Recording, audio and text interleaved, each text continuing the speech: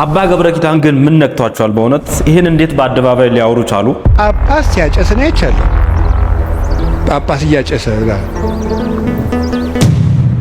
አንዳንድ ካህናት ተብዮች ግን ለምንድን ነው የምታሰድቡን? መብርሃንን ፋኖ ማለት አንቲ ፋሲሊያሱ ተብሎ ኪሪያ ላይሶን በዕለተ ዓርብ የሚጸለይ ጌታችን ወደ ስቅለት ፋኖ ማለት ብሎ አንዱ ቄስ የተነተነው ይህንን ቃሉ ፑቲክ በእንግሊዝ ለንደን የተደረገለት ደማቅ አቀባበል ነው።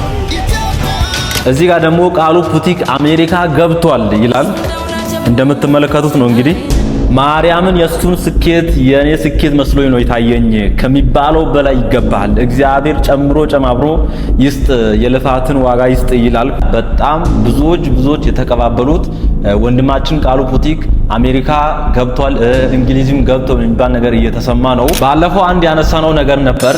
ይሄ ልጅ እንዲህ የፈመሰው በአንድ ጊዜ እንዲህ የተተኮሰው ነፍሱን ሽጦ ነው 66ን ተቀብሎ ነው የሚል ነገር በጣም በስፋት ተነስቷል። ብዙዎቻችሁ ደግሞ እውነት ነው ብላችሁም ስትሞግቱኝ ነበር። 666 የተባለው የሚመጣው ሐሳዊ መሲህ የሰው ልጅ ነው ለማለት ነው። ጠንከር ያለ መረጃ ማስረጃ ይዤላችሁ መጥቻለሁ ዛሬ። ጠይቃችሁ ታውቃላችሁ? ግን ይሄ ፎቶ የሰይጣን ነው ወይ ወይም ደግሞ ሰይጣን ነው ወይ ይሄ ፎቶ ብላችሁ አስባችሁ ታውቃላችሁ? አባ ገብረ ኪዳንም በዚህ ጉዳይ ስለ 666 ማለት ነው ያነሱት ነገር አለ። አብረን የምንመለከት ይሆናል። እንዲሁም የቃሉ ፑቲክ አያት ቪዲዮን ተመልክታ ያሳያችሁ ሪአክሽን ተብሎ እየተዘዋወረ ያለ ቪዲዮ አለ። ሌሎችም እጅግ በጣም ወቅታዊ ቪዲዮዎች አሉ። ውድ ቤተሰቦቼ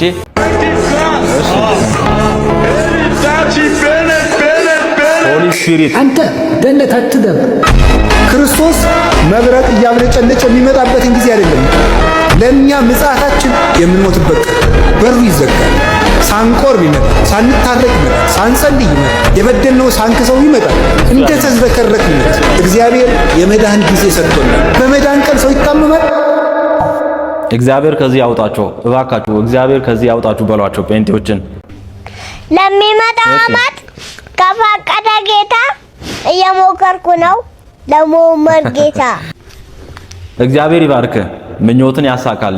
በካህናት ምልዓተ ጉባኤ እንደተደረገ ታውቃላችሁ። በሰላም ተጠናቋል እና በዛ ጉዳይ አንዳንድ ነገሮችን እናነሳለን። ስንቶቻችሁ እነዚህ ሰዎች የሌላ እምነት ተከታዮች መሆናቸውን ታውቃላችሁ? እነዚህ ሰዎች መንፈሳዊ የሚመስሉ ነገር ግን መንፈሳዊ የሆኑትን የሚገሉ፣ የሚያስገድሉ፣ የሚያፈናቅሉ፣ የሚያዘርፉ በመንፈሳዊ ካባ ተሸፍነው ስጋዊ ስራቸውን የሚሰሩ የመንግስት የሲአይኤ የሞሳድ ኤጀንቶች ወይም ሰላዮች ናቸው። ለዚህ ማሳያ ለሚመሩት ምእመን ወይም ህዝብ ምንም ስሜት የሌላቸው መሆኑ፣ ሁለተኛ ምእመኑንና ቤተክርስቲያኗን ከላኳቸው ጋር ሆነው ለማጥፋት አጥብቀው መተባበራቸው፣ ሶስተኛ ከቤተክርስቲያኗ ጠላቶች ጋር ስልታዊ መተባበርና አንድነት ማሳየት፣ አራተኛ በዳር ሀገር ለሚታረዱ፣ ለሚፈናቀሉ፣ ለሚዘረፉ፣ ለሚታረዱ ኦርቶዶክሳውያን ሰምቶ እንዳልሰማ አይቶ እንዳላየ በመሆን ከጠላቶች ጋር አጋር ሆኖ በማሳየት፣ አምስተኛ ኦርቶዶክሳውያን እንዳይደራጁ አንድ እንዳይሆኑ ምእመኑን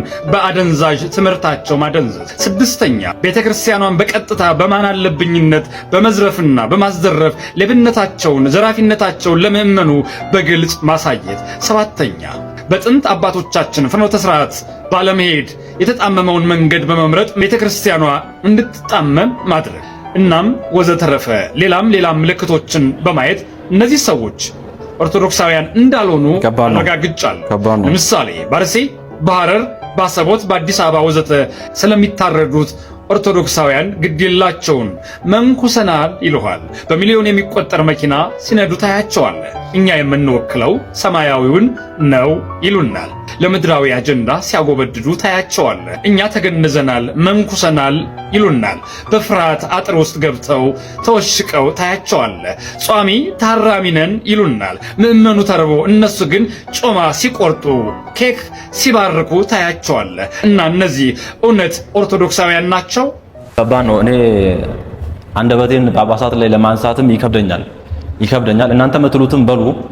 በዚህ በወቅታዊ ጉዳይ የቅዱስ ሲኖዶስ ምልዓተ ጉባኤ ከተደረገ በኋላ ብዙዎች ብዙ ነገር እያሉ ነውና እናንተ ሐሳብ አስተያየታችሁ ስጡበት። የአርሲ ጉዳይ እንዲህ ዝም ብሎ በቸላ መታለፉ በጣም ከንክኖኛል። እግዚአብሔር እኛ በአቅማችን ስንቴ እየጮሁን ምንም ይህን ያህል በቃ አንድም ነገር ሳንሰማ አቋም ሳይያዝ እንዲሁ ተድበስብሶ መጠናቀቁ በጣም ያሳዝናልና ብዙዎች በኢሳት ጳጳሳት ላይ ያላቸው እምነት እየቀነሰ ነው። እግዚአብሔር እኔ እንዳየሁት ከሆነ አባቶች ለምንድነው ዝም የምትሉት? ለምንድነው ድምጽ የማትሆኑት? ቤተክርስቲያን ተነካች ጥቁር ለብሳችሁ ውጡ ባላችሁ ሰዓት ጥቁር ለብሰን ከቤተክርስቲያን ጎን መቆማችንን አሳይተናል። ታዲያ ዛሬ የኦርቶዶክስ ተዋህዶ ልጆች ሲገደሉ ለምንድነው ዝም የምትሉት? ለምንድነው ለሚመለከተው አካል አቤት የማትሉት? አባቶቻችን እባካችሁ የሚሞቱትን ኦርቶዶክሳውያን እታች ያሉትን አስቧቸው። እንቀጥል። ፋኖ ማለት አንቲ ፋሲሊያሱ ተብሎ ኪሪያ ላይሶን በዕለተ ዓርብ የሚጸለይ ጌታችን ወደ ስቅለት ሲመጣ በመጨረሻ ለአዳም ኃጢአት ስለ አዳም ኃጢአት ታልፎ የሚሰጥ አንቲ ፋሲሊያሱ ክርስቶስ በሦስተኛው ቀን የሚነሳ ሕያው አምላክ መሞት የማይገባ ወየ እኔ ልሙትልህ ማለት ልቅሶ አንቲ ፋሲሊያሱ ሊቃውንቶች የሚመሰክሩበት አንቲ ፋሲሊያሱ ይላል። ነቢየ እግዚአብሔር ዳዊት ሳሙኤል የቀባው በመዝሙሩ 118:14 ላይ በዕብራይስጥ ጽሑፍ በጻፈው ኖን ብሂል ንጉሥ እግዚአብሔር ከዚህ ነው ፋኖ የሚወጣ አንቲ ፋሲሊያሱ ኖን ብሂል ንጉሥ እግዚአብሔር። ኖን ማለት እግዚአብሔር የቀባው ዳዊት በመጨረሻ ለሰው ልጆች የሚመጣ ማለት ነው። ማን ነው እነዚህ ሰዎች የሚመርጣቸው? ማን ነው ቁጭ ብሎ ተሰብስበው ማይገናኘውን ፋኖና በእግዚአብሔር ታይም ምኑ ጋር የተገናኘውና ሰው ቁጭ ብሎ አሮጊቱ እንዲህ ብሎ ይልበት ነገር ምንድን ነው? ብዙዎቻችሁ ሃይማኖት የምታሰድቡበት ሪዝን እንደዚህ ያላራችሁ ነው። እንደዚህ አይነት ሰው እንደዚህ አይነት ስልጣን ማን መጀመሪያ እንደሚሰጣቸው እኔ እንጃ። አንዳንዴ ደግሞ እንደዚህ መጥተው ሲያወሩ ዝም ብላችሁ እየሰማችሁ ተባረከ ነው በቃ ላይክ እየሰማችሁ የሰማውን ኮስችን አታላቅ። ፋኖና እግዚአብሔር ምን አገናኘው? ይሄንን እኮ ሰምቶ እኮ የምራቸውን የእውነት ይመስላችኋል። ከዚህኛ ሰው ደንቆሮ ስለሆነ ማለት ነው። ተማሩ። እነዚህ አሰዳቢዎች ምን ታስባላችሁ እስቲ? ስለዚህ ሃይማኖት ያሰድባሉ። አሁን ሃይማኖት ያሰድባሉ። ምንም ኦርቶዶክስን የማይወክሉ እኛን የማይወክሉ ማዕተባችንን የማይወክሉ እንደዚህ አይነት ሰዎች ናቸው በቃ እያሰደቡን ያሉት። በቃ እግዚአብሔርን ኮሜንቱን አይታችሁ ተረዘ። ቪዲዮን ከፈለጋችሁ ወደ ኋላ አድርጋችሁ ይሄንን ቪዲዮ ተመልከቱት። ኮሜንት ላይ እንዴት መናፍቃን እንዳላገጡ እንደሰደቡ ኦርቶዶክስ ማለት እቺ ናት፣ ከኦርቶዶክስ የወጣው ነው ለዚህ ነው ምናምን በቃ እንዳለ ማለት ነው። በጣም ቪዲዮ የታየ ቪዲዮ ነው። እንደዛ ባይሆን አላመጣላችሁ ነበርና ስንሰደብ እኔ ቅር ብሎኝ ነው በቃ በእንዲህ አይነት እኛን በማይወክሉ ሰዎች እና እነዚህ ሰዎች እኛን አይወክሉም። በቃ ይኸውላችሁ እንግዲህ ትፈርዳላችሁ። እቺን ጉዳይ እስቲ ስሙልኝ። ልጄ አንዷን አፈቀርኩ ብሎ ሚስት ይዞ መጣ ቤቴ ውስጥ። አስተውሉ ብቻ። አሁን እሱ ስራ ሄዷል። አሁን ስንት ሰዓት ነው? 4 ሰዓት ሊሆን አይደል? አይዋት ገና ከእንቅልፏም አልተነሳችም። እንግዲህ በእኔ ነው የምትፈርዱት? በሷ ብድግ ብላ እንኳን ቤት ጠረግረግረግ አታረግም። እዩ አስታውሱ። ፍቅር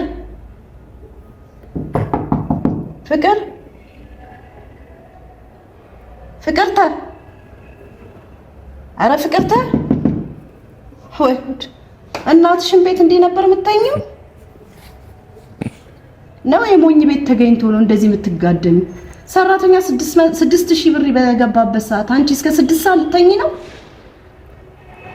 ሆይ ምን ትሉኛላችሁ? አሁን እንግዲህ እሱ ሲመጣ አትንኪያት ነው። እሱ አይዋት እንግዲህ አሁን 4 ሰዓት ሆኗል።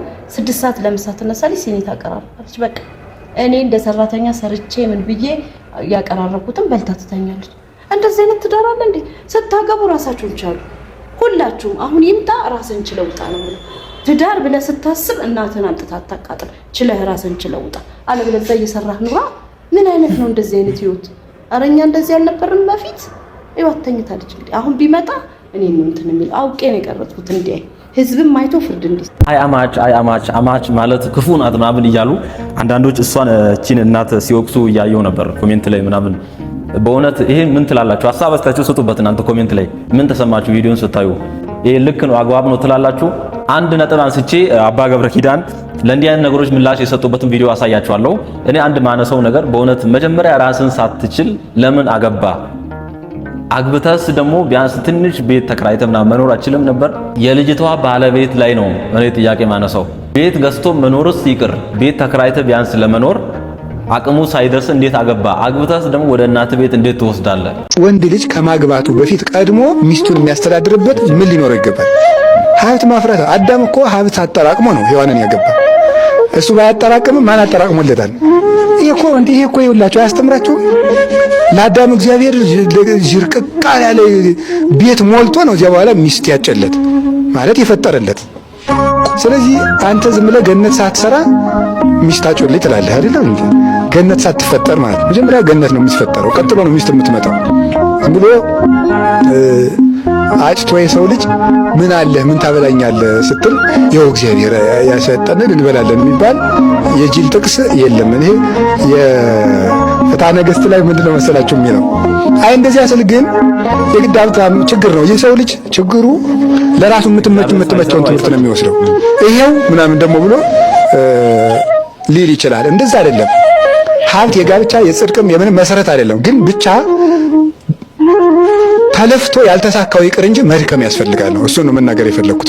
የሆነ ነገር ይዘ ነው ማግባት ያለብህ። ህፃናት ራሱ በይዘው የሚረዱት ነገር ነውና ለእናትየው ሸክም ሆኖ እንግዲህ ብዙዎች ሲቀበሉ ስላየው ነው። ጠይቃችሁ ታውቃላችሁ? ግን ይሄ ፎቶ የሰይጣን ነው ወይ ወይም ደግሞ ሰይጣን ነው ወይ ይሄ ፎቶ ብላችሁ አስባችሁ ታውቃላችሁ? መጽሐፍ ቅዱስ ላይ ሰይጣን ይሄን እንደሚመስል ወይም ደግሞ ስለ ሰይጣን መልክ የሚገልጽ ነገር የለም። ምክንያቱም ሰይጣን ይሄ ስላልሆነ ማለት ነው። መጽሐፍ ቅዱስ ሰይጣን ቆንጆ እንደነበረ ነው የሚናገረው። ሰይጣን ምን እንደሚመስል አሳያችሁ። ይሄው እነዚህ ነው የሚመስል። ሳሌ ላስረዳችሁ። አንድ ዩቲዩበር እነዚህን ሁለት ሰዎች ፎቶ ይዞ ሴቶችን እየዞረ ይጠይቃቸዋል። የትኛው ጋር አንድ ላይ ወይም ደግሞ አንድ ክፍል ውስጥ ብትቆለፉ የትኛው ጋር ሴፍ የመሆን ስሜት ወይም ደግሞ ደህንነት ይሰማቸዋል ብሎ ይጠይቃቸዋል ማለት ነው። ከጠየቃቸው ሰዎች ወይም ደግሞ ሴቶች መካከል 75% ይሄንኛውን መነጽር ያደረገውን ሰው ነው የመረጡት ማለት ነው። ብዙ ሴቶች የመረጡት ይሄንኛው ኤድ ኪምፐር ይባላል። 1970ዎቹ የነበረ ዘ ስማርተስት ሲሪያል ኪለር ወይም ደግሞ ነብሰ ገዳይ የነበረ ሰው ነው። እንግዲህ ይሄ ሰው በጣም ስማርት ነው። አይኪው ራሱ 147 ነው። እንግዲህ በ15 ዓመቱ ሙሉ ሁለቶቹንም አያቶቹን የገደለ ሰው ነው። የእናቱን ጓደኛ አባቱን በጣም ብዙ ከ10 ሰዎች በላይ በቅርቡ ያሉትን የገደለ ሰው ነው። ወርስት የሚያደርገው ደግሞ ከታሰረ በኋላም ስለ ወንጀሎቹ ሲናገር ደረቱን ነፍቶ እየሳቀ የተናገረ ሰው ነው። እንግዲህ ተመልከቱት የአባቱን አናት እንዴት እንደቆረጠ በኩራት እንዴት እንደሚናገር ማለት ነው። Why did you keep the heads? Why did you cut them off? And why did you keep them? Something out of my childhood. I could put it on an incident. I mean, my father chopping the heads off of our 2 pet chickens and my mother insisting that I eat them for dinner. You know, we could say it was something that simple. I don't think it was. ብዙ ሰዎች የመረጡት ይሄንን ወንጀለኛ ነው ማለት ነው። በተቃራኒ ደግሞ እንግዲህ ኪያኑ ሪቭስ ብዙዎቻችሁ ዘ ሜትሪክስ በሚለው ፊልም ታውቁታላችሁ። በጣም ናይስ ወይም ደግሞ በጣም ጥሩ የሆነ ሰው ኢቭን የሰዎችን በጣም አፍታም ነው። ነገር ግን የድሃዎችን ችግር ለመጋፈጥ ብሎ በባስ መሄድ ሰው ነው እና እንግዲህ ይሄንን ሰው ነው ከዛንኛው ጋር ያወዳደሩት ማለት ነው። ታዲያ ለምንድን ምን ያገናኘዋል ካላችሁኝ እንግዲህ መጽሐፍ ቅዱስ ላይም ሆነ ወይም ደግሞ በሪያሊቲው ሰይጣን በመልክ አይገለጽም፣ በስራ ነው። ገብቷችኋል አይደል? ሰይጣንን ከገነት እንዲባረር ያደረገው ከእግዚአብሔር ጋር እንዲጣላ ያደረገው ነገር መልኩ አይደለም፣ ስራው ነው። ሰው እናንተም በመልክ አትሸወዱ ስላችሁ ነው። እንደዚህ ብለው እንድናምን ያደረጉን ሰዎች ደግሞ ያው ሱፍ ለብሰው ጥሩ ሰው መስለው የሚዞሩ ሰዎች ናቸው ለማለት ፈልጌ ነው። ጸበል ገብርኤል ተብሎ ይሞላል። የጭብሳ ጸበል ነው ተብሎ የማን ተብሎ የነዚህ ድራማ አልከም ማታ ላይ ይመጣል። ቀን በገብርኤል ስም ነው፣ ማታ ደግሞ ጭብሳ የሚባል ቃቢ አለ። በእንትን እየቀዱ በሽክና እየተቀዳ ሰው ላይ ይረጫል በጭራ። ጽዋው የዕቃቤ ጽዋ ነው። በጫማ አይገባም። እንቁላል ተበልቶ አይገባም። ዶሮ ተበልቶ አይገባም። ተልባ ተበልቶ አይገባም። ጽዋው የሚዘጋጀው ለዕቃቤ ሲሆን የሚዘጋጀው በሚካኤል ስም ነው። በሚካኤል በገብርኤል ያቦ ቀን አለ፣ የማርያም ቀን አለ። ግን ይሄን ቪዲዮ እያየሁኝ ማለፍ አልቻልኩም። በተደጋጋሚ እነ እዩ ጩፋ፣ ዮናታን አክሊሉ፣ እነ ሄኖክ ጂፒኤስ የተለያየ በቃ የነሱ ወንጌል ማጣፈጫ ቤተክርስቲያን ናት።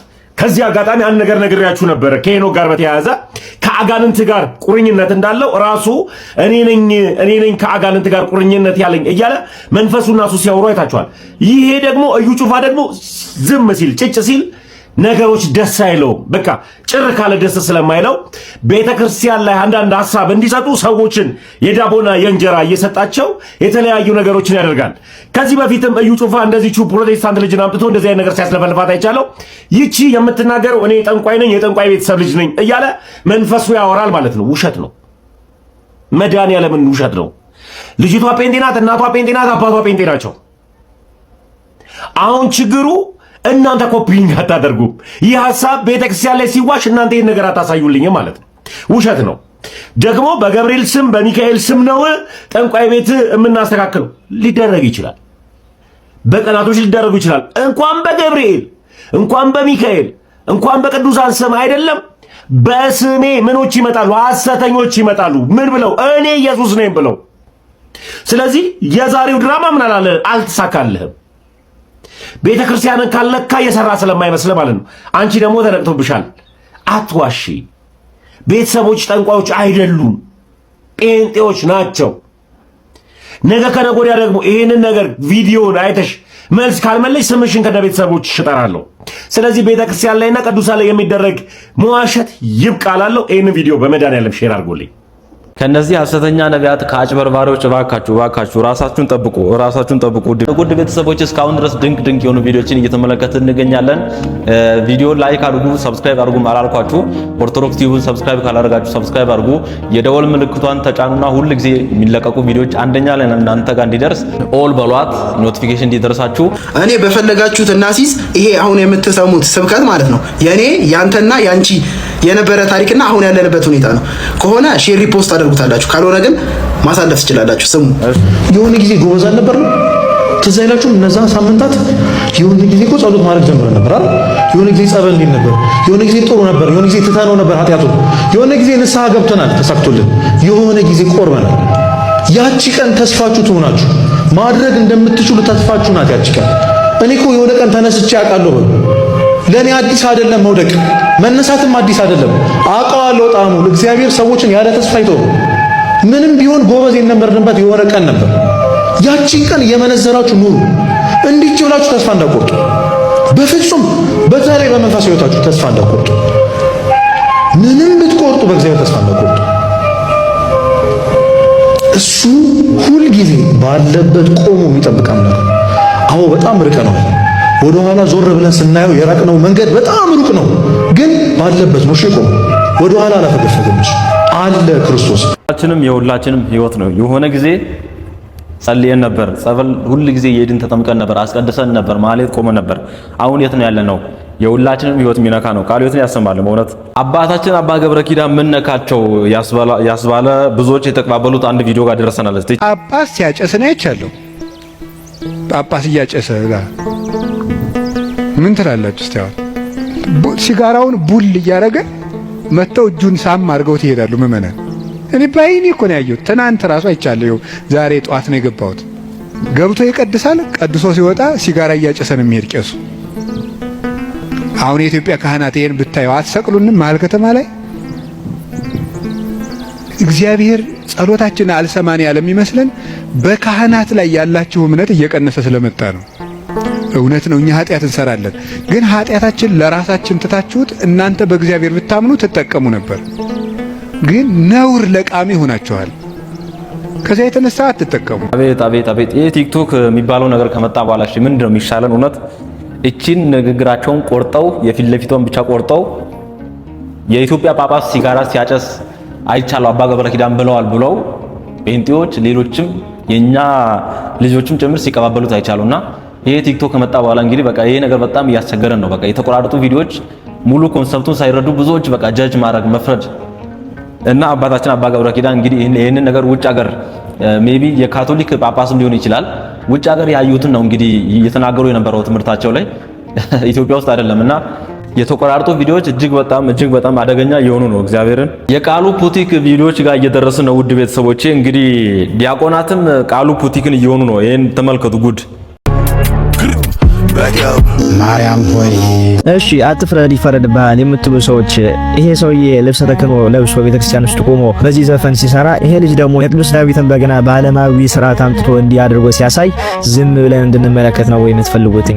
አትፍረድ ይፈረድብሃል። ይሄ ሰውዬ በአደባባይ ኃጢአትን እየሰራ ኃጢአትን እየሰበከ ስርዓተ ቤተክርስቲያንን እየጣሰ ነው እና ይሄን ሰውዬ ማረም ተገቢ አይደለም ብላችሁ ነው የምታስቡት? እነዚህ ልጆች እረፉ። ለሌሎች አርአያ እየሆናችሁ አይደለም፣ ኃጢአት እየሰራችሁ ነው። ይሄ ልብሰ ተክህኖ ተለብሶ ቅዱሳን መላእክት የሚሳተፉበት ጌታችን መጥቶ የሚፈተትበት ድንግል ማርያም በምትገኝበት ቅዳሴ ላይ የሚለበስ ልብሰ ተክህኖ እንጂ እንደዚህ ወስደህ የምትቀልድበት ልብሰ ተክህኖ አይደለም ብሎ መናገር ፈራጅ ያስበላል። በእናንተ ሐሳቤ ነገም ከነገም ወዲያ ቅዳሴ ማሉ ነው ስርዓተ ቤተክርስቲያን ላይና ንዋየ ቅዱሳት ላይ እንደፈለጉ ሲያላግጡ ተመልክተን ዝም ብለን እንድናልፍና አፋችንን ሞልተን እንዳንናገር ልታሸማቅቁን የምታደርጉት ነገር ነው። አትፍረድ ይፈረድብሃል። ጌታችንም እኮ ኃጢአት የሌለበት እሷን ይውገራት ብሎ እንዳንፈርድ አስተምሮናል ትላላችሁ። ኃጢአት የሌለበት ሰው ይውገራት ካለ በኋላ እነዛ ሰዎች ሲበተኑ ጌታችን ምን ብሏታል? ያችን ሴት ዳግመኛ ኃጢአትን አትስሪ ብሎ የተናገረውንም መናገር አትደፍሩም። አንድ ሰው ኃጢአትን ሰርቶ ሲወቀስ ዳግመኛ እንዳይሰራው ነው እንጂ ድጋሚ በዛ ኃጢአት ውስጥ ተመላልሶ እግዚአብሔርን የተዳፈረ እንዲኖር አይደለም። ጌታችን ኃጢአት የሌለበት ከእናንተ መካከል ይውገራት ብሎ የተናገረው በዚህ አማካኝነት ነው። ስለዚህ እናንተ ግለሰቦች ይሄንን ቪዲዮ ብታወርዱት እናንተም ወደፊት ታሪካችሁ ስታውቁት የምትሸማቀቁበት ነውና ከዚህም በኋላ ዓለማዊ ላይ የምታዩትን ትሬንድ በቤተክርስቲያን ሞክሮ ብላችሁ አትንጡ።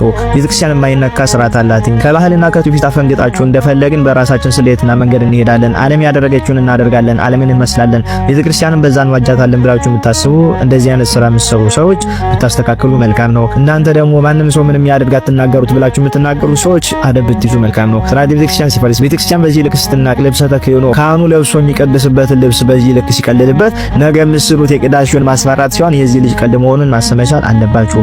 ስለዚህ እንደዚህ አይነት ከቤተክርስቲያን ስርዓት ያፈነገጠ ስራ የምትሰሩ ሰዎች አሁንም ዛሬም ነገም እስካለው ድረስ እናንተን መጥቼ እቃወማችኋለሁ። ምክንያቱም ቤተክርስቲያን ዲያቆን ብላ የሾመችኝ ቁጭ ብዬ እንደዚህ ስትበደል ስርዓቷ ሲጠፋ እንድመለከት ሲሆን ስርዓቷን እንዳስከበርላት ብላ ነው የሾመችኝ። ስለዚህ በዚህ ልክ ስርዓተ ቤተክርስቲያን የምትንቁ በዚህ ልክ ቤተክርስቲያን የምትንቁ እግዚአብሔር የምትዳፈሩ እግዚአብሔር ላይ የምትዘብቱ ሰዎች አደብ ብትይዙ መልካም። አረ በጣም ያሳዝናል። አረ በጣም ያሳዝናል። አረ ምንድነው የምናየው? አረ ምንድነው የምናየው? ጌታ ሆይ በመንቀጥቀጥና በፍርሃት እኛ አስባርከን ምን ለብሰውን ልብሰ ተክህኖ መቀለጃ አደረጉት። እንግዲህ ይሄ ልጅ መታገድ፣ መቀጣት፣ ቀኖና መሰጠት አለበት። ለዚህ ልጅ በእውነት አድርሱለት፣ አድርሱ። ይሄን ቪዲዮ ሼር አድርጉ። እስቲ ስለ ቃሉ ፑቲክ አንዳንድ ነገሮችን እየተሰሙ ያሉ ነገሮችን ውድ ቤተሰቦቼ እናነሳለን። ቅድም ያነሳውላችሁ ነገርም አለ። ልጁ ነፍሱ ሽጧል፣ 6 ነው። ይሄን ሁሉ ፍምስና ይሄን ሁሉ ታዋቂነት ያመጣው በዛ መንገድ ነው ለሚለው አባታችን አባ ገብረ ኪዳን ያሉትም ነገር አለ። 6 ሌሎች መረጃዎችም አሉ። የትም እንዳትሄዱ። አንዳንዴ ዓለም ቆማ የምታደንቀው ፋሽን በውድ ጨርቆች ሳይሆን በፈጠራና በነፃነት ሲገለጥ ነው። ፋሽን ውድ ልብስ መግዛት ሳይሆን የማይጠቅም የሚመስለው ነገር ጠቃሚ አድርጎ የመፍጠር ጥበብ መሆኑን ቃሉ ፑቲክ በተግባር አሳይቷል። ከወደቁ ጫማዎችና ልብሶች የፈጠራ ጥበብን አውጥቶ የዓለም ግዙፍ ብራንዶችና የኢንስታግራም ይፋዊ ገጽ ቀልብ የሳበው ይህ ታዳጊ ወጣት ዛሬ የሁላችንም ኩራት ሆኗል። ነገር ግን ታላቅ ስኬት ታላቅ ኃላፊነትንም ይዞ ይመጣል። ቃሉ አሁን የቆመበት አውድ በስኬት ሳይንስ ዘ ጎልደን ሞመንተም ወይም ደግሞ ወርቃማው ግስጋሴ ይባላል። ያው ተጽዕኖ ፈጣሪነት እንደ ማዕበል ነው። ኃይሉ ሳይቀንስ ካልተሳፈሩበት መልሶ ወደ ባህሩ መረጋጋቱ አይቀሬ ነው። ይህ እንደ አንድ ኢትዮጵያዊ ወንድም የኔ የግል እይታዬ ነው። ምናልባትም ቃሉ ከዚህ በላይ እጅግ በጣም አስፍቶ እያሰበበት ሊሆን ይችላል። ነገር ግን ይህንን ነገር ሳልናገር በዝምታ ማለፉን ህሊናዬ አልፈቀደልኝም። ቃሉ ወንድሜ ዓለም አሁን ያንተን ምላሽ በጉጉት እየጠበቀች ነው። ዝምታ አንዳንድ ጊዜ ሚስጥራዊነት ቢሆንም በንግዱ ዓለም ግን እድልን ማባከን ተብሎ ሊተረጎም ይችላል። ኢንስታግራም በርህን ሲያንኳኳ ምላሽህ በደንብ የታሰበበት ፈጣንና ፕሮፌሽናል መሆን አለበት። ዛሬ ፈጠራህ እጅጉን አስገርሞናል። ነገር ግን ጥበብህ ወደ ተቋም ማደግ አለበት። ያው ግለሰቦች ያልፋሉ፣ ተቋማት ግን ይኖራሉ። አሁን ያለህን ዓለም አቀፍ ተቀባይነት ወደ ጠንካራ የግል ብራንድነት የምትቀይርበት ስትራቴጂካዊ ሰዓቱ አሁን ነው። ያው አንድ ሰው ብቻውን ተራራ ሊወጣ ይችላል። ሰንሰለታማ ተራራዎች ለማለፍ ግን ቡድን ያስፈልገዋል። ዓለም አቀፍ ድርድሮችን ለመምራት የፈጠራ መብትህን ለማስጠበቅና የፋይናንስ ጉዞህን ለመቀየስ ፕሮፌሽናል ማኔጅመንት መያዝ ምርጫ ሳይሆን ግዴታ ነው። ቃሉ ወንድሜ አንተ ዛሬ ለአፍሪካ ታዳጊዎች የፈጠራ ችቦ ነህ። ያንተ ስኬት ያንተ ብቻ ሳይሆን ተስፋ ለቆረጡ በብዙ ሺህ የሚቆጠሩ ወጣቶች ብርሃን ነው። ጥበብህ ጅምር እንጂ መድረሻህ አይደለም። እድሉን በደንብ አጥብቀህ ያዝ። ጊዜው አሁን ነውና እባክህ እንዳይረፍድብህ። ብዙዎች እየመከሩት ይገኛል። ባለፈውም እኛም አንስተናል። እባክህ ቢያንስ ለኢንስታግራም መልስላቸው ሰርተህ አብረህ ኢንተርናሽናል ሆነ ተጠቀም ብለን ሀሳብ ሰጥተን ነበርና እስካሁን ድረስ የሚገርማችሁ ነገር እስካሁን ድረስ ዛሬ ቀን ድረስ ምንም ነገር የለም። እስካሁን የመለሰውም ነገር የለም። ኢንስታግራም ጋር አብረው የሰሩት ነገር የለም እና ይህ ልጅ የማይገኘውን እድል አባከነ ይሆን እያሉ ብዙዎች እየጠየቁ ይገኛሉ። እና እኔም እየሰጋው እየፈራው ነው በእውነት ልጁ እንግዲህ ምን አይነት መንገድ እንደያዘ አልገባንም። ለማንኛውም እስቲ እዚህ ጋር አያቱ የቃሉ ፑቲክ ቪዲዮን እያየች ይላል። ይሄንን መልከት እስቲ።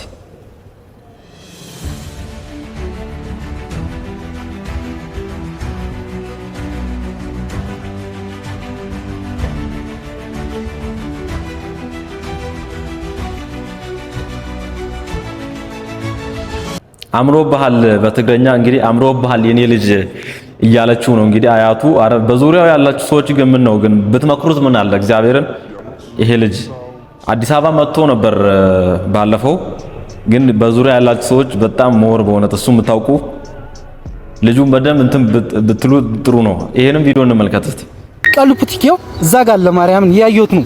ይኸው እየፈለገ ማርያምን አለ። ይኸው እንዲያርግ ላሳያችሁ ማለት ነው። ይኸው ማርያም ይኸው እዛ ጋር አለ ማርያምን እዛ ጋር ማርያምን የሆነ ጫማ ምናምን ያምን እየፈለገ ያው እዚህ ጋር በረሃ ማለት ነው። እዚህ ላይ ያው አቤት! ይሄ አሁን ምንድነው የሚያስምልህ ነገር ምንድነው? ምንም የተረጋገጠ ነገር የለም። ወይ ቀረብ አርጋ አታሳየንም፣ ወይ ቀረብ ብላ አትጠይቀውም። ዝም ብለ ማርያም ብቻ። እኔ ውሸት ይመስለኛል ይሄ ቪዲዮ። እንግዲህ ብዙዎች ተቀባብለውታል። እስቲ ቀጥሎ ብዙዎቻችሁ እየጠበቃችሁ ያላችሁት ቪዲዮ አለ። እነዚህ ቪዲዮዎች እንመልከት በተከታታይ። በተለያዩ የዓለም አቀፍ መድረኮች ላይ ቃሉ ፑቲክ እየተጋበዘ ነው። ብዙዎች እየተቀባበሉት ነው። አሜሪካ፣ ኢንግላንድ፣ ሌሎች ሀገራት ላይም ለንደን፣ ሌሎች ሀገራት ላይም ልጁ እየተጋበዘ ነው የሚባሉ ቪዲዮዎች አሉ። እነዚህ በጣም ቫይራል የወጡ ቪዲዮዎች እንመልከት።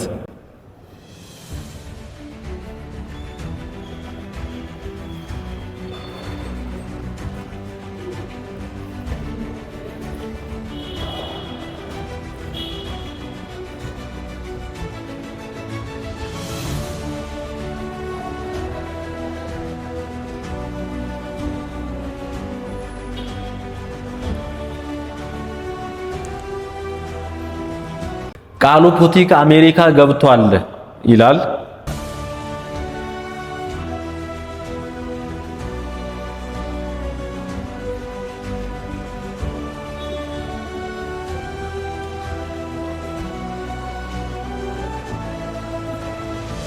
ቃሉ ፑቲክ በእንግሊዝ ለንደን የተደረገለት አቀባበል ይላል። ይሄ ቪዲዮ ደግሞ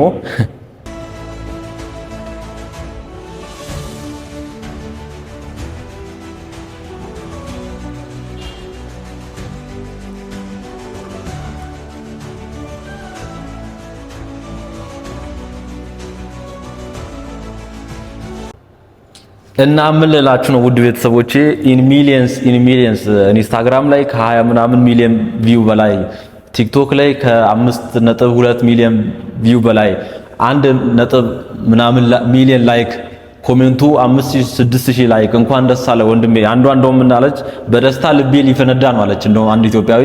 እንዲህ አይነት ቪዲዮዎች በጣም ብዙ ናቸው። ብዙዎች ደስታቸውን እየገለጹ ይገኛል። አሜሪካ ገብቷል ተብሎ እውነታው ምን መሰላችሁ? እነዚህ ቪዲዮዎች ኤአይ ናቸው። በጣም በሚያሳዝን ሁኔታ እነዚህ ቪዲዮዎች ኤአይ ጀነሬትድ ናቸው። በኤአይ የተሰሩ ናቸው። ፌክ ናቸው። ውሸት ናቸው። በጣም ሪል ይመስላል። ምንም በቃ ኤአይ ነው ለማለት የሚከብዱ ናቸው። ብዙዎችም የተሸወሩት በዛ ምክንያት ነው። ግን ኤአይ ናቸው። በእውነት ኤአይ ምን ያህል ደረጃ እንደደረሰ በዚህ ማወቅ ትችላላችሁና መጠንቀቅ ያስፈልጋል። ይሄ ልጅ አሁን ነፍሱን ሽጦ ነው እንዲህ አሜሪካ የገባው ኢንግላንድ የገባው የሚለውን መጨረሻ ላይ አባ ገብረ ኪዳን አሳያቸዋለሁ። ለማንኛውም እነዚህ ቪዲዮዎች እንዳለ ፌክ ናቸው። ይሄ የምታዩት ቪዲዮ እንግዲህ ከ20 ሚሊዮን በላይ ሰዎች አይቶታል። ከ1 ሚሊዮን በላይ ሰዎች ላይክ አድርገውታል።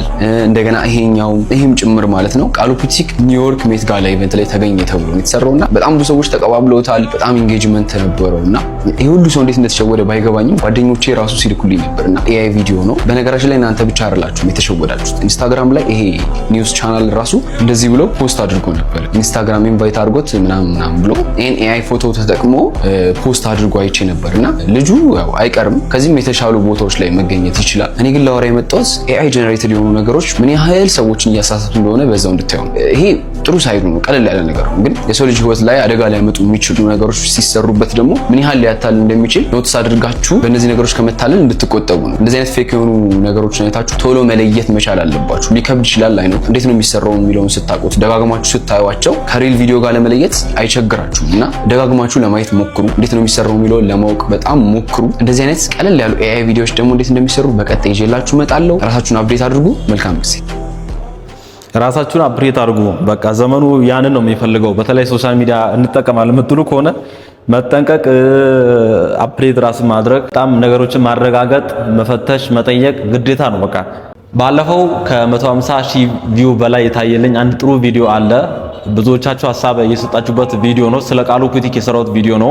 እዛ ላይ እንግዲህ ስለ ነፍስ መሸጥ ፌመስ ለመሆን ስኬት ርቀት እንደሚኬድ ምናምን ያሉ ነገሮችን አንስተን ነበር። ዴይ 7ም ያነሳውን ሐሳብ አንስተን ነበር።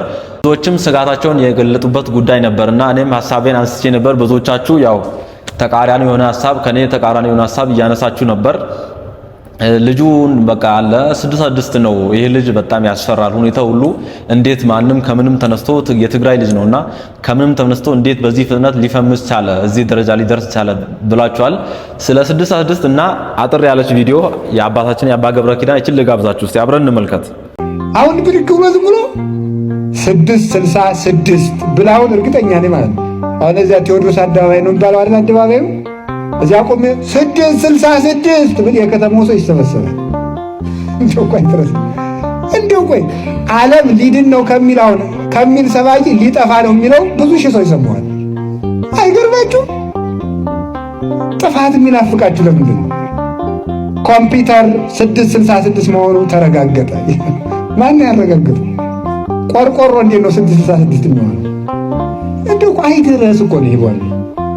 ድንቁርና እኮ ቤት ሰርቶብናል በእውነቱ ማለት ነው።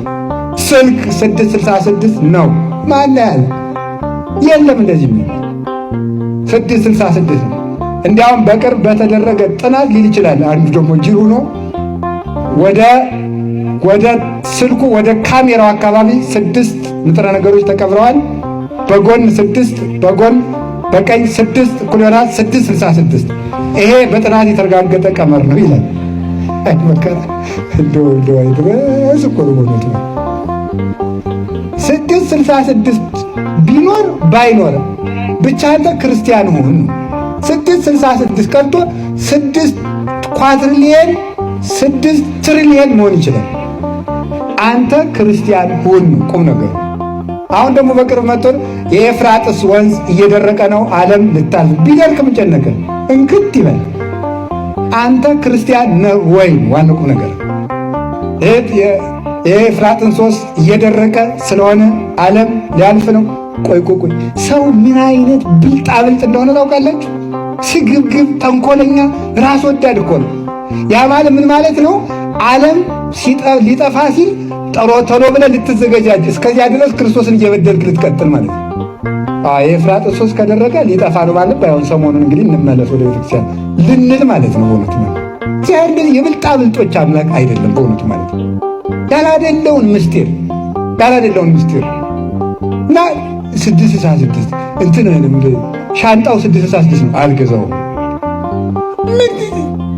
እንዲሁ እኮ አይደረስ እኮ ነው በእውነቱ ማለት እንትኑ 666 ነው። ቆይ ልንገራችሁ፣ የእናንተ የደም ስር 666 ነው። ቆራርጣችሁ ጣሉት ከፈለጋችሁ ማለት ነው። እንግዲህ ይሄን ማድረግ ነው። ይሄ ድንቁርና ማለት ይሄ ነው ማለት የሰው ልጅ የደም ስሩ 666 ነው። 666 ትበላለህ፣ 6ቱ ይቀበላል፣ ይፈጫል፣ ጨጓራ ይፈጫል፣ ይደቃል። ከዛ በኋላ ምን ይደረጋል? ይጣራል። በልቶ ሲጨርስ የተጣራውን ምግብ የምትሉት በኦክሲጅን የበለጸገውን የምትሉት እናንተ ማለት ነው። ያን ምን ያደርጋሉ? 6ቱ ይቀበላሉ፣ 6ቱ ለ60 ያቀብላሉ፣ 60ው ለ600 የደም ስር ያሰራጫሉ። ከዚያ በኋላ ምን ይሆናል? ሰው ቁሞ ይሄዳል ማለት ነው። እንግዲህ 666 ካስጠላችሁ ይሄን በጣጥሳችሁ መሞት ነው ማለት ነው። 666 የተባለው የሚመጣው ሐሳዊ መሲህ የሰው ልጅ ነው ለማለት ነው። ሌላ ምንም አይደለም። የሚመጣው ሐሳዊ መሲህ የውሸቱ ክርስቶስ፣ ውሸታሙ ክርስቶስ፣ ሐሰተኛው ክርስቶስ የሰው ልጅ ነው ለማለት ነው። የሰው ዘሩ 666 ያለው ነው። ስሙ ደግሞ መርምያኦስ የሚባለው ሲቀመር 666 ይባላል። ስሙ እንደዚያ ነው። እንደገና ደግሞ የሰው ዘር ነው፣ መልአክ አይደለም፣ ሌላ አይደለም ለማለት ነው እንጂ ኮምፒውተሩ፣ ምኑ፣ ክትባቱ፣ ክኒኑ 666 ነው። ይቅር በልኩ። ቆይ እንደውም ጳጳሱ 666 መሆናቸው ተረጋግጥ። ምናቸው ነው 666? ዳንዶ ነውር ነው። እንድትታሰው ፓትርያርኩ እንትን ከመስቀላቸው 666 አለ። ይህንን ሁሉ አሁን እግዚአብሔር ያሳያችሁ። የዛሬ ስንት ዓመት አንዲቱ ሴት መጣ ከፓትርያርኩ ከመስቀላቸው ስር 666 አለ ተጽፎ አለች። አንደኛ ይኸው ተመልከቶች፣ 3 ውሸታሞች ተወዳደሩ። የውሸት ውድድር ዋሽቶ ያሸነፈ ይሸለማል ተብሎ አንዱ ውሸታም ምን አለ? እንዲህ አለ፣ ድንጋይ ወርውሬ ምድር ላይ ሳያርፍ ቀረ አለ አንድ ውሸት። ሁለተኛው ውሸታም ምን አለ? ውሃ ቀድቼ በማንቆርቆሪያ ከዛፍ ላይ አንጠልጥዬ ብሄድ ቅሉን አጣሁት ውሃውን አገኘሁት አለ። ሁለት ውሸት።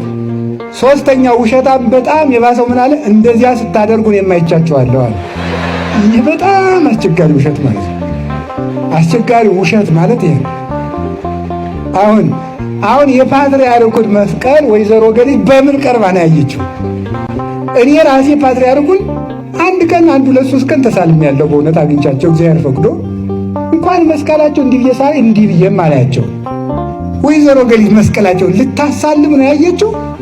ምን ልታረግ ነው? ያለ ውሸት ሲጫወትብን ማለት ነው። ክርስቶስን እያመለኩ 666 ብለው የሚጽፉ ለምንድን ነው? እንዲህ ያለ ድንቁርና እግዚአብሔር ይሰውረን በእውነት ማለት ነው። አባታችን ቃለ ሕይወትን ያሰማልን። ውድ ቤተሰቦቼ እኔ ባለፈው ለማንሳት የፈለግኩትም ሐሳብ ይህንን ነበር። ከአባቶች የተማርኩትን ነገር ነው ለማንሳት የሞከርኩት እንጂ ዴይ7ን የሚሰራውን ነገር ለማጥላላት ለማንቋሸሽ አልነበረም። እና ለዴይ7 እየሰራ ላለው ነገርም ትልቅ ክሬዲት የምሰጥ ሰው ነኝ። ጥሩ ነገር ነው እየሰራ ያለው። ወጣቱን ከጥልቁ ዓለም ለመከላከል እያደረገ ያለው ነገር እያነቃ ያለው ስራ የሚበረታታ ነውና ነገር ግን ያው ሁሉንም ነገር 666 አንበል። አሁን የአባታችንን መልእክት ነው ያኔ ለማስተላለፍ የፈለኩት። ለማንኛውም የዛሬ ቪዲዮ ይህንን ይመስል ነበር። አሁን በዚህ ቪዲዮ ሐሳብ አስተያየት ኮሜንት ላይ በቅንነት በጨዋነት ያለ ስድብ ያለ መሳደብ ኮሜንት አድርጉ። ወዳችኋለሁ። ዲያቆን ኃይለ ሚካኤል ነበርኩ። መድኃኔዓለም አምላካችን በቀጣይ በሰላም ያገናኘን።